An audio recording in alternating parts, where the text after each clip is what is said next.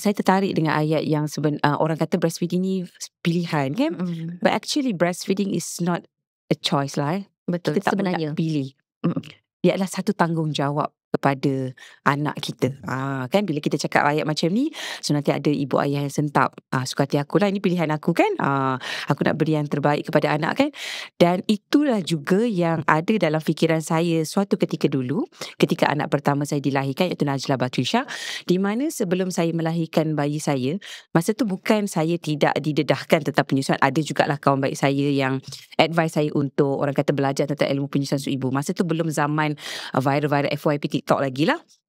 Okay, dan saya ingat lagi jawapan saya pada kawan saya pada ketika itu. Saya cakap, buat apa susah-susah? Kita ni kan ibu berkerjaya. Kita mampu nak beli susu formula yang terbaik. Buat apa nak susukan anak dengan susu ibu? Lepas tu sangat. saya terus belajar tinggalkan kawan saya terpinga-pinga.